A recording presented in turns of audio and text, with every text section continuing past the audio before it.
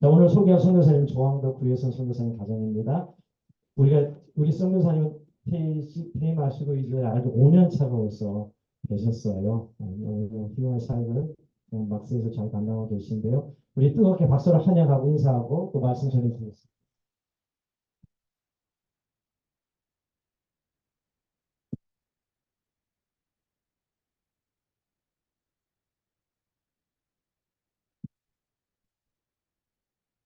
잠깐 기도드리겠습니다. 참 살아계신 하나님 아버지, 지금 이 시간 수도권 선교회 원래 모임 이 자리에 함께해 주신 은혜 감사드립니다. 참석한 모든 성도들, 또 선교사님들, 또 줌으로 참석하고 있는 모든 각지에 있는 선교사님들 하나하나 바꾸고 살펴주시고 그들이 기도를 응답하여 주시며 특별히 저희 입술을 통하여서 오로지 예수 그리스도 이름만 높이는 귀한 시간 되게 인도하시옵소서. 예수 그리스도 이름으로 기도드립니다. 네, 감사합니다. 우선 이 자리에 참석하신 여러분께 정말 감사드리고요. 굉장히 많은 분이 참석하셨네요. 감사합니다. 저희 보고를 드리기 전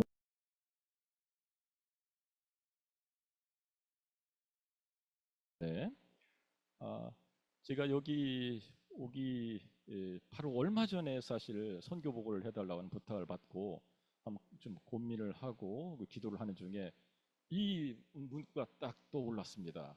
바로 사도행전 8장 26절부터 31절 말씀입니다. 시간을 절약하기 위해서 성경 구절을 다 읽지는 않겠습니다. 여기에 보시면은 빌립 집사의 선교가 소개되고 있는데요. 이 빌립 집사는 초대교회의 지도자이면서 또 전도자라고 되어 있습니다. 사도행전 6장을 보시면은요, 헬라파 유대인들이 그 구제 사역하는 데 있어서 헬라파 유대인들의 과부들이 또 구제하는 일에 좀 소홀히 소홀을 당한 소홀히 대접을 받고 있다 그래서 원래 히브리파 유대인들에게 불평불만을 하는 얘기를 했어요.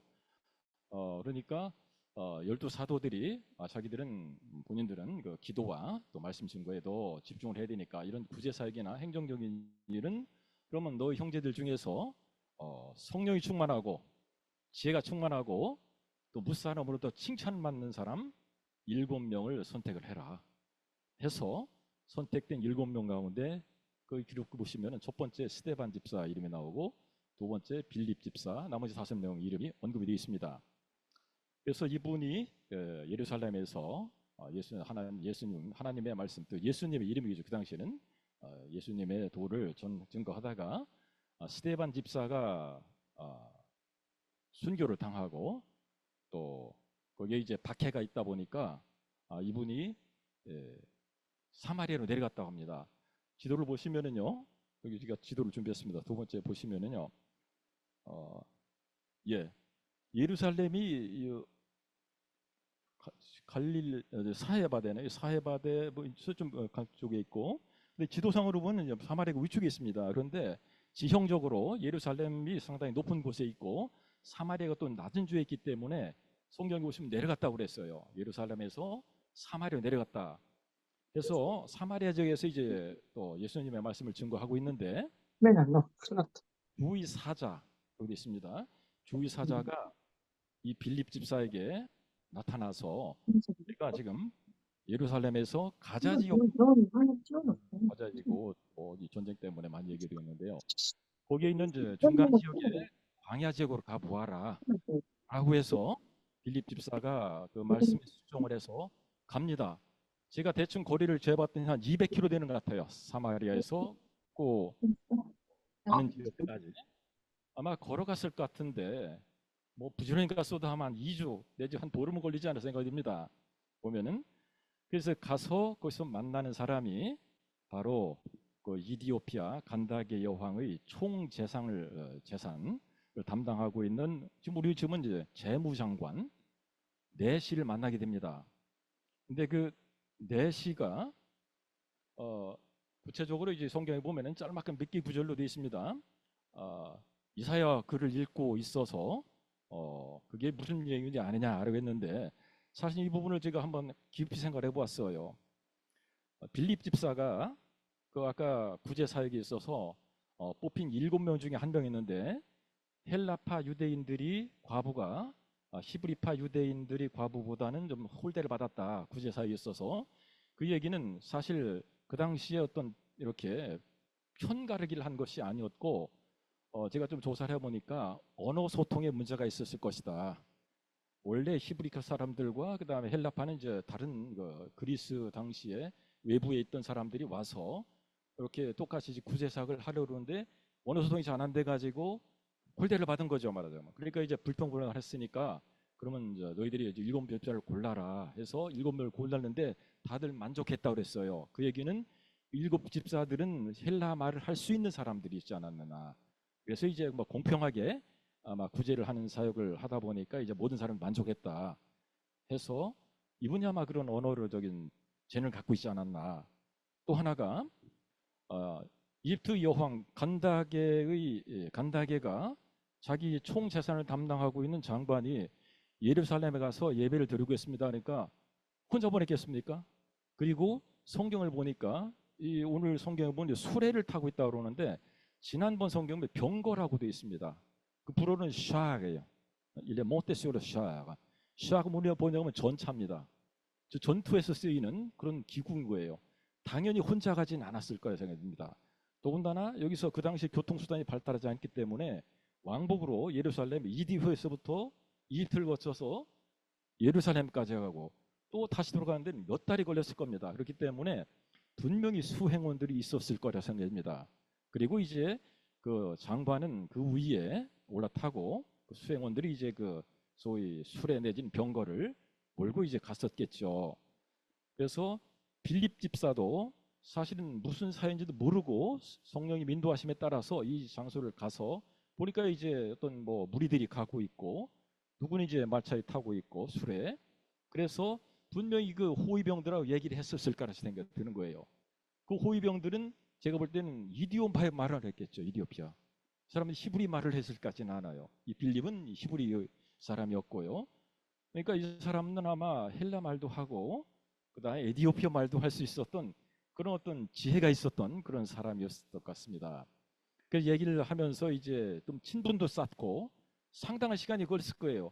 그러면서 저 마타스 타고 있는 사람이 누구냐, 어디 왔다 가느냐, 무슨 일이 왔다 가느냐 하면서 한참 얘기도 하고 그러면서 그 다음에 이제 제가 볼 때는 그 마차 타고 있는 그 내시하고도 적어도 눈 인사 정도로 하고 이렇게 어느 정도 가다가 보니까 그 마차 타고 있는 그 내시가 이사야를 읽고 있는 거예요. 물론 히브리어를 읽었는지 또는 또는 이디오팔 말된 것을 읽었는지는 저는 모르겠습니다만 그러니까 이제 빌립이 이게 바로 성령께서 나를 이곳에 보내신 의여도구나 하고 이제 곧바로 이제 말을 걸었던 거죠. 당신 읽은 그 글이 무슨 의미인지는 아니까. 그러니까 이 내시가 이 사람 참 겸손했던 것 같습니다. 자기 호위병들도 잔뜩 있고 쫄병들 많은데 그함에도 불구하고 덜썩 누구 가르치는 사람도 없는데 내가 어떻게 내용을 알겠느냐. 혹시 내용을 알면 좀 나한테 가르쳐주세요 하고 올라오라고 하는 거죠. 그 아래 걸어가는 사람 보고 옆에 따라서 걸어가는 사람 보고 올라와서 좀 가르쳐달라 해가지고 가르쳐 줍니다. 자세한 내용을. 이 사람은 이제 이사야의 글이 나오는 내용이 구체적으로 누구를 지칭하는 건지를 몰랐는데 빌립 집사가 정확하게 설명해주고 그분이 바로 예수님, 바로 구세주로 오신 예수님의 얘기다 하면서 이 사람이 이제 확신을 갖게 되었고 그러다 어느 정도 가다 보니까 물이 나오니까 직접 내시가 부탁을 하는 거죠. 이 물이 있는데 세례를 받아야 되겠다. 세례 좀 시켜달라고 말해. 보통 세례를 주면 이제 가르쳐 준 사람이 당신 세례 받으라 이런 식으로 하는데 이 사람은 내시가 직접 먼저 그 얘기는 벌써 빌립이 이미 오랫동안 같이 하면서 뭐 며칠 걸릴 수도 있고 같이 가면서 세례에 대해서도 얘기를 했을 것이고 그 다음에 이제 구체적으로 성경 여지를 다 얘기했겠죠. 그러니까 이제 내시가 내가 직접 세례를 받겠다 기꺼이 해서 이제 세례를 받고 그 다음에 이 사람은 계속 내려가고 그 다음에 빌립은 이제 다시 아조트라고 해서 아까 그림에 보시면 이제 약간 있었습니다. 거기를 거쳐서 그 다음에 가이사랴 좀 더 북쪽에 있죠. 가이사랴에서 이제 머물고 그러다가 나중에 성경 사도행전을 보시면 사도 바울이 가이사랴에 머물다가 거기서 빌립 집사의 집에서 머무는 그런 구절도 있습니다. 여기서 보면 이제 빌립 집사는 사도 바울 이전에 이방인들에게 선교를 한 그런 선교사로 기술이 되어 있습니다. 이분이 성경상에 보면은 성령 충만하고 지혜가 충만하고 무사하는 것도 칭찬받는 다 갖춘 사람이죠. 영적으로 강건하고 지식적으로도 뛰어났고 성품적으로도 인품적으로 뛰어났기 때문에 모든 사람보다 칭찬받는 이런 사람을 하나님께서 고르셔서 어디로 가라. 그리고 또 이디오피아 이거 내시도 사실 성령님께서 고르신 거죠. 딱 지정을 하셔서 이분을 내가 성경을 이렇게 빌립을 통해서 또 확실히 알게 해서 그 다음에 이제 이디오피아 돌아가게 되면은 큰 영향을 미칠 수 있는 그런 또 하나의 선교사가 되겠다라고 성령님께서 모든 것을 연출을 하시고 그다음에 성령님께서 역사하시고 결국 빌립을 통해서 이 사람이 세례도 받고 그다음에 큰 역할을 했을 것이라고 생각이 됩니다. 결국 선교사는 성령님의 인도하심을 받고 그다음에 주연도 못합니다. 조연 정도 우리가 조연 정도로 해서 약간 도와주는 결국 사역을 하다 보니까 제가 하는 것이 아니에요. 하나님께 도와주시지 않으면 전혀 할 수가 없습니다. 그러니까 하나님께서 모든 일을 하시고 결국 하나님께서 예수님의 이름이 높은 일 받아야 되는 그런 것들이 선교사의 일인 것 같더라고요. 네, 그러니까 제가 하는 상황이 바로 그런 마르세유에서 그와 유사한 일이라고 생각이 되어서 제가 언뜻 말씀을 드렸는데요. 저희 사역은 마르세유에서 제가 마르세유에 사역한 지는 이제 5년 맞춰갑니다. 이제 곧 2019년 7월 달에 들어갔고요. 이제 5년 차인데 크게 두 가지로 종류로 말씀을 드리겠습니다. 첫 번째는 마르세유에 있는 무슬림 사역, 무슬림을 대상으로 해서 두 번째는 또 마르세유 한국문화센터를 제가 설립을 해서 거기서 이제 현지인들을 대상으로 사역을 하고 있습니다. 무슬림 사역은요, 이제 가자마자 그게 마침 장 위그 제키에라고 하는 현지인 목사님이 이분 신학을 하셨는데 이분은 가끔 이제 제가 있던 그 교회에 설교를 하러 몇 번 오셨었어요. 설교를 하셨고 주된 사역은 이민자를 대상으로 그 선교 사역을 하고 계세요. 2019년도에 갔을 때는 현재와는 좀 잠깐 다른 형식이었어요. 그때는 이민자 가지고 정치 망명자. 프랑스에는 1년에 한 10만 명 정도가 정치 망명을 신청한다고 그래요. 근데 그 중에 정치 망명을 받아들인 퍼센트는 한 15% 25% 그러더라고요. 된다고 그러더라고요. 정치 망명을 신청을 하면은 한 2년 정도는 그냥 놔둔다고 그래요. 프랑스에서 심사하는데 2년이 걸린다고 그래요. 그런 말하자면은. 그래서 그때가 가장 이 사람들이 돌봄을 받지 못하는 그런 귀한 시간이다 그래가지고 이 목사님이 그 정치 망명자를 신청을 받는 데를 가서 누가 신청했는지를 목록을 받아서 이 사람들 연락을 해서 오라고 하는 거예요. 그래서 그 사람들에게 우선 제일 필요한 게 언어적인 것이기 때문에 언어를 가르쳤어요. 그래서 저도 이제 제가 가기 전에는 이제 프랑스 여성이 가르치셨었는데 그분이 이제 떠나면서 곧바로 제가 불러서 받아서 했습니다. 그러다가 6개월 후에 코로나가 왔죠. 2020년 초에. 그러면서 한 1년 반 정도는 완전히 문이 닫혀서 그 사역은 이제 못하고 그 다음에 사역의 형태도 바뀌었습니다. 그래서 그 뒤에 시작한 것이 다시 이민자 사역이라고 해서 주로 지금 보면은 알제리 출신들이 제일 많아요. 마르세유의 인구가 한 87만 명이라고 합니다. 프랑스에서 제2의 도시라고 그러는데 절반 이상, 근 60%가 미국인 같아요. 그리고 한 40% 정도는 알제리 출신들이에요. 그 알제리하고 어떤 프랑스의 역사적인 관계가 그런 어떤 그 결과를 낳은 것 같습니다. 구체적으로 알제리가 프랑스로부터 한 143년 동안 식민지를 받았어요. 그래서 1962년에 독립을 했는데 1954년부터 8년 동안 독립운동을 했습니다.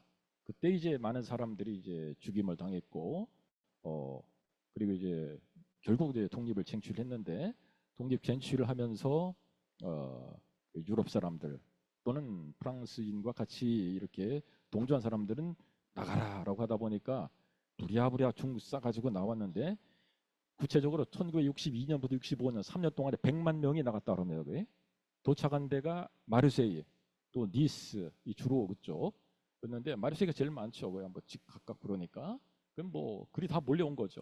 그리고 이 사람들이 지금도 마르세유의 중심부를 가면은 알제리 사람들이 거의 다 상권을 다 잡고 있습니다. 프랑스 말을 못해도 뭐 사는데 아무 지장이 없어요. 그래서 지금 이 목사님이 바로 이제 그런 사역을 하는데 현재도 지금 그래서 이제 그런 사람들 모아서 불어를 가르쳐요. 한 10년 된 사람들인데도 표현이 조금 서툴든가 그런 사람들이 꽤 많습니다. 그리고 문제는 대부분이 치료증이 없이 불법으로 있는 겁니다. 그런데 알제리 사람들은 특별한 어떤 관계여서 전에는 아무리 불법 치료를 하더라도 5년간 여기에 내가 거주를 했다라는 증빙이 있으면은 그걸로 치료증을 신청을 할 수 있는 권리가 있었다고 그래요. 근데 법이 바뀌어서 지금은 5년이 지났다 하더라도 그 넬프 시험을 합격을 해야 되는 거예요. 그걸 합격을 해야만 자기 남편이 프랑스 사람이 하더라도 마찬가지랍니다. 그리고 전에는 이제 뭐 어린 자녀가 있다 그러면 뭐 그걸로 해서 치료증을 줬다고 그러는데 그것도 이제 바뀌어서 시험을 치러야 되는 거예요.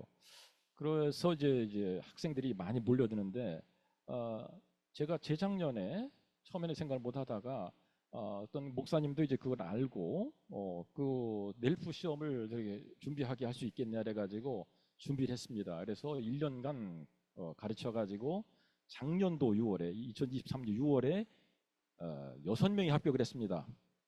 그러니까 학생들이 그냥 돈을 안 내고 가르치면 무료를 하는데 그렇지 않으면 뭐 알리앙스 프랑세즈 이런 데 가서 이제 돈을 내고 불어를 배워야 되는데 이 학교에 오면 이제 그냥 무료로 가르쳐 주니까 그 뒤에 대거 학생들이 와서 작년에는 이거 한번 근 20명 정도 있는데 이거 한꺼번에 할 수는 없으니까 딱 12명으로 못을 박았어요. 12명 이상은 힘들다 그래가지고 나머지는 보내고 해서 수업을 하고 그 다음에 지난 6일입니다. 6월 6일 날 델프 시험을 12명이 치렀습니다. 그래서 제가 사진 자료에도 있는데요. 좀 이따 보여드리겠습니다.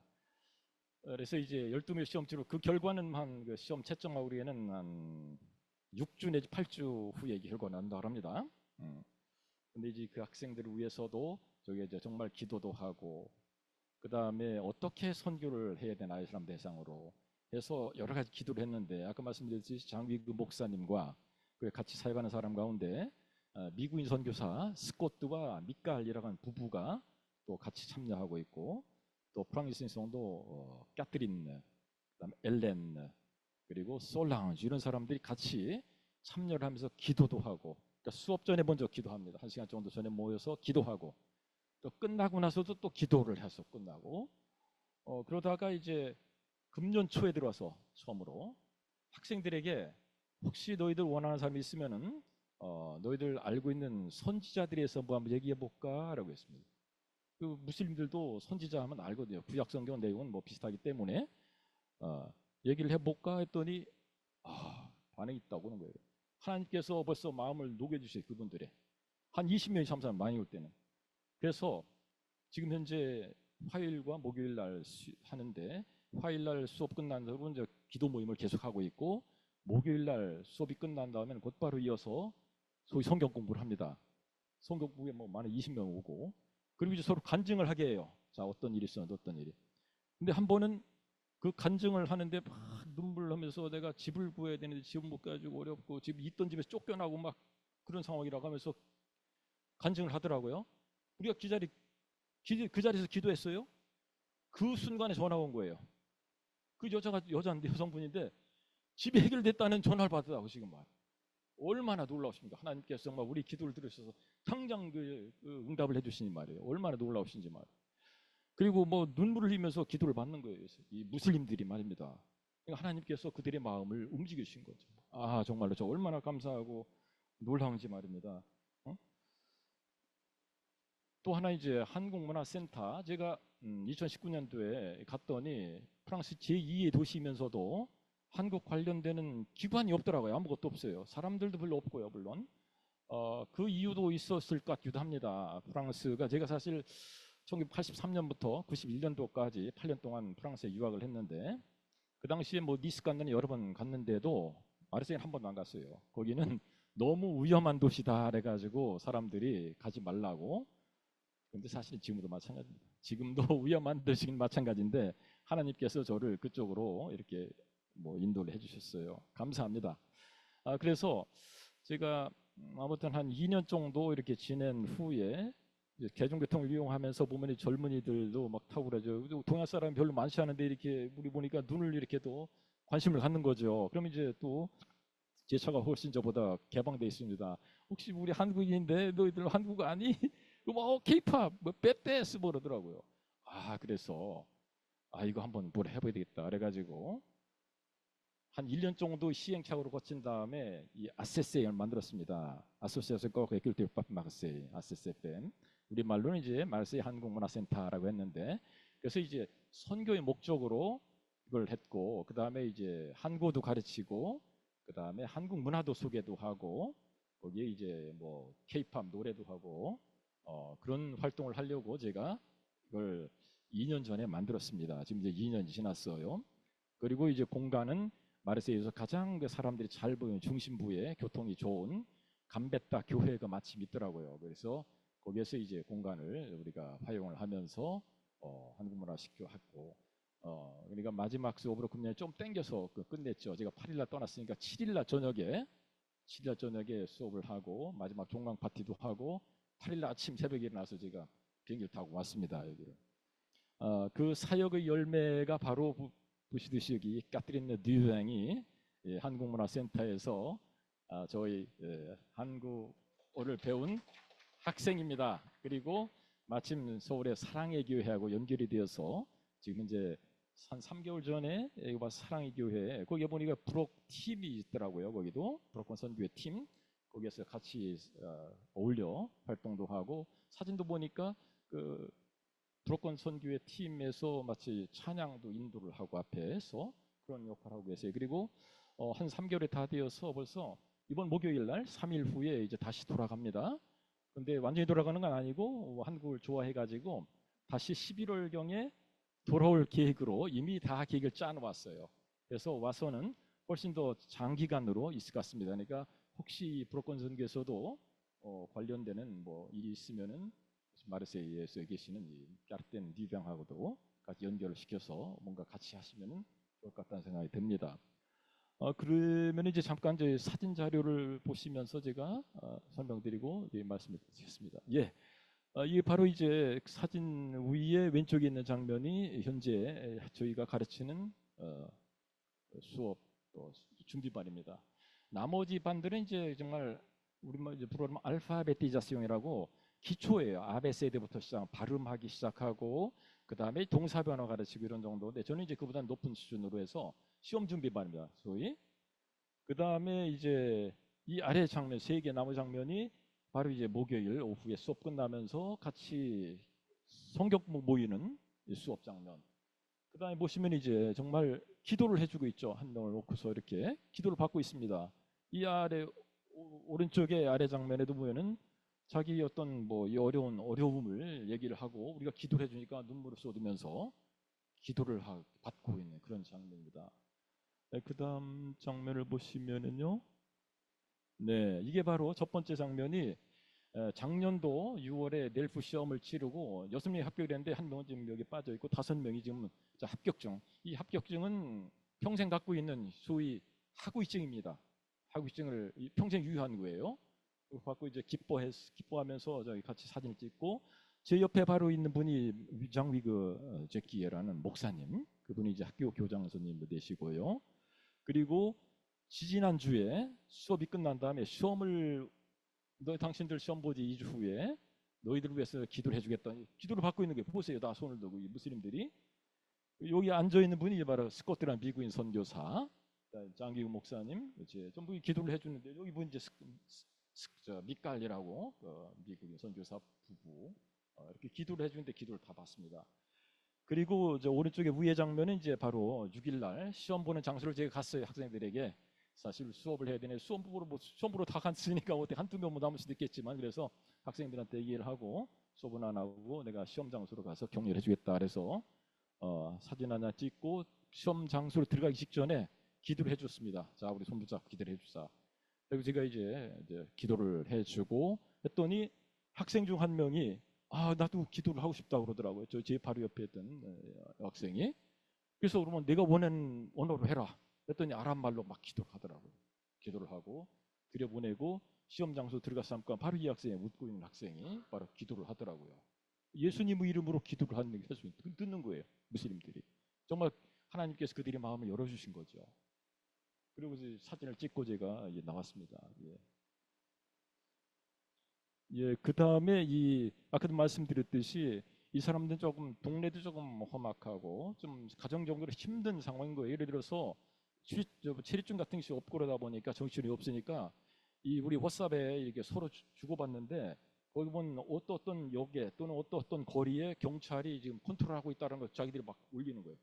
혹시 컨트롤에 걸리면은 불법 체류자 신분이면은 문제가 될 수 있으니까요. 그러니까 이 아소시아행에서 이것도 아소시아행에서도 가끔 이런 행사를 열어줘요. 그래서 버스를 대절을 해서 이런 경우는 한 1시간 반 정도를 가서 어디 구경도 시켜주고 그다음에 이제 공원 같은 데 데려가서 놀게 해주고 뭐 좋아합니다. 여기도 마찬가지 마르세유에 가시면 뮤셈이라는 큰 박물관이 있는데 거기도 이제 이렇게 구경을 단체 구경으로 가고 행사도 이건 뭐 작년 연말 크리스마스를 기해서 행사를 했던 장면. 그다음에 가끔 이제 자녀 그 동네 이제 어린이들을 위한 그 행사도 그것이 열어주는 그런 어떤 문화 단체입니다. 여기가.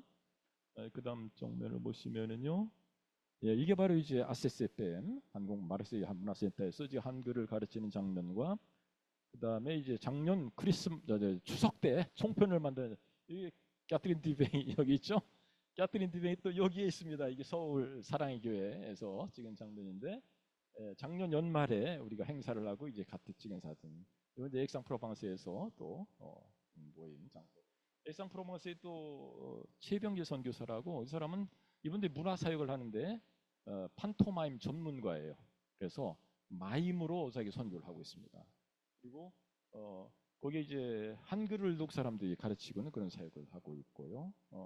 그 다음 장면을 보시면은요. 예, 그리고 저희가 사실 마르세유는 한 생명샘교회라고 해서 거기에 이제 초청을 받아서 거기를 가서 그 교회를 섬기고 있었는데 목사님의 건강 때문에 교회가 지금 없어졌습니다. 그래서 남은 성도들이 지금 현재 가정집에 이게 저희 집에서 이렇게 주일 예배로 이렇게 모이고 있는 장면입니다. 이것도 그렇고 이 오른쪽 아래 장면도 제가 가자마자 또 어떤 성도로부터 어떤 가정 예배를 기도를 하는 모임인데 예배 같은 그것도 하나의 교회입니다. 말하자면 많이 볼 때 한 12명 모이고 평균 한 8명에 10명이 모여서 매주 월요일 저녁에 모여서 서로 기도 제목 나누고 찬송하고 그 두 가지만 합니다. 말씀은 없어요. 말씀은. 그런데 그게 너무너무 분위기 좋은 거예요. 그래서 보면은 저기 남자 앉아분이 그럼 이제 회장을 하고 있는 지그프리드라고 그래서 이제 우리들이 같이 찬양하고 기도하고 그런 모임이 이런 것들이 많이 활성화되어 있습니다. 그리고 현재 프랑스에 보면은 교회가 있는데 담임 목사님이 없는 교회가 많습니다.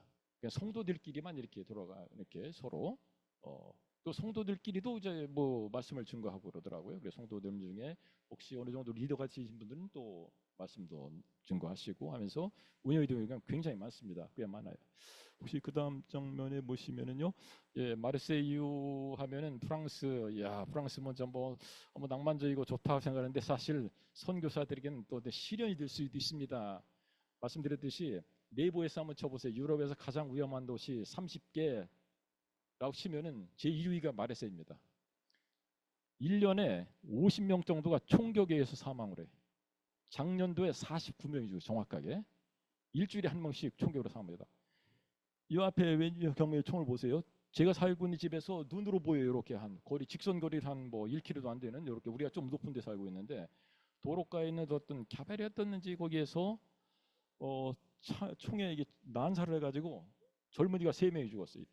재작년에. 그리고 오른쪽에 두 장면은 제가 아파트 단지에 세우는 제 차예요. 2022년 그쵸 기억합니다. 2022년 10월 3일 월요일 월요 모임 기도 모임을 하고 그 다음에 9시 반에 와서 아파트 단지 안에다가 주차장 공간에 뒤차 주셔놨잖아요. 차를 세워놓고 그 다음날 화요일날 사역을 하러 나가려고 7시 반에 차를 몰러 나가 보니까 차를 끊어가 보는 거예요. 차를 뚝 잘라가 버렸어요. 완전히 절단을 해가지고. 저도 황당했습니다. 정말 이런 일이 있을까? 이런 일이. 응? 그런데 어쨌건 고치는데 고쳤습니다. 한 달 걸려서 고쳐가지고 좀 다시 쓰고 있어요.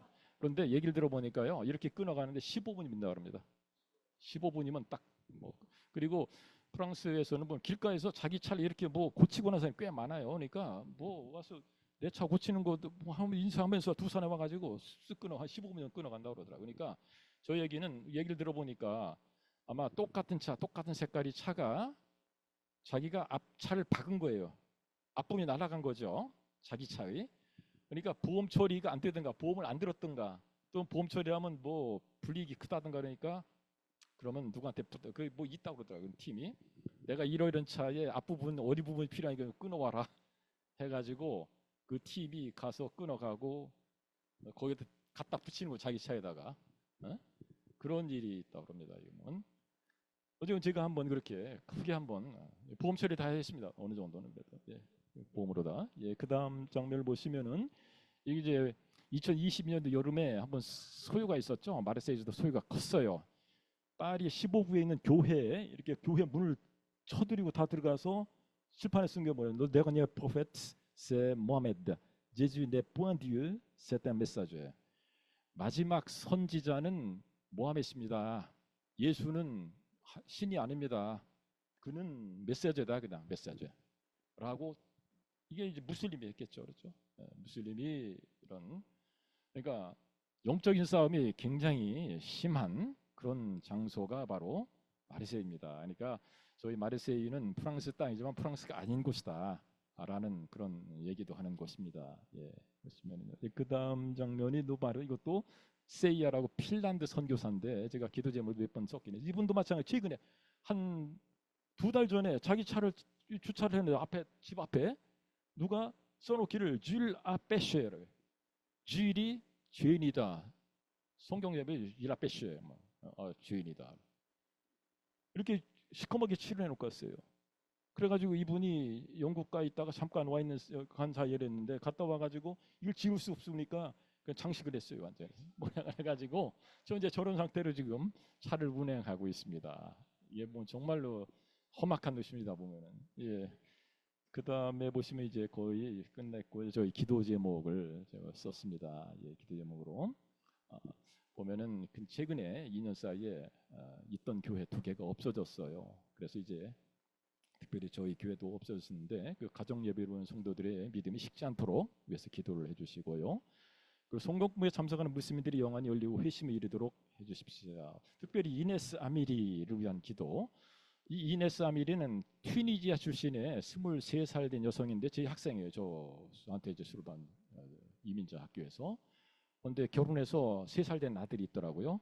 지난 2월에 우리가 성경부를 막 시작을 하면서 이 친구가 그 젊은이로서 유럽 와 보니까 자기가 믿고 있던 그 이슬람과 많이 다르다는 갈등을 느껴가지고 성경 몇 번 얘기를 듣더니 세례를 받겠다고 그랬어요. 3월달 몇 월 며칠 날 3월 20 며칠 날 세례를 주겠다라고 날짜가 다 정해놓고 우리가 기도하고 다 준비했는데 세례 받기 일주일 전에 자기 그 친척에게 튀니지안 친척에게 전화를 하고 나서는 너는 가족이 아니다. 막 그런 식으로 막 갔더니 끊었습니다. 이게 세례 못 받겠습니다. 못 받겠습니다 지금.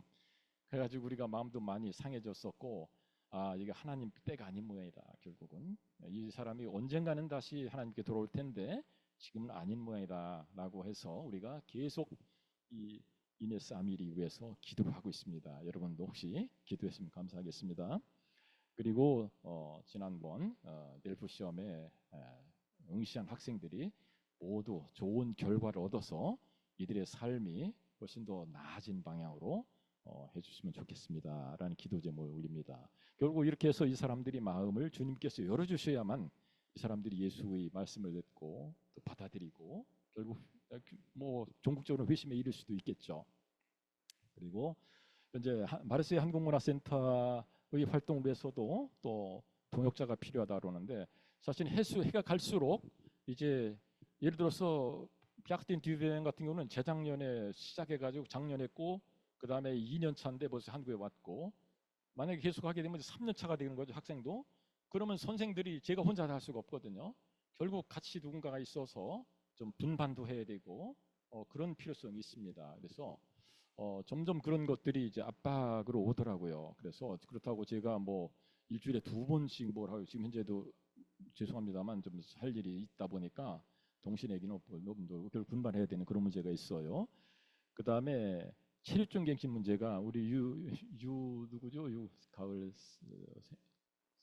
저 우리 비상임 간사가 유래을 비상임 간사가 지난번에 거기에도 보고서에 썼더라고요. 체류증 문제.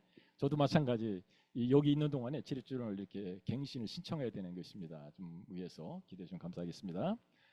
결국 제가 지금 6월 초부터 10월 중순까지 안식월을 보내려고 와 있는데요. 그 사이에 저희 아들이 6월 29일 날 결혼을 합니다.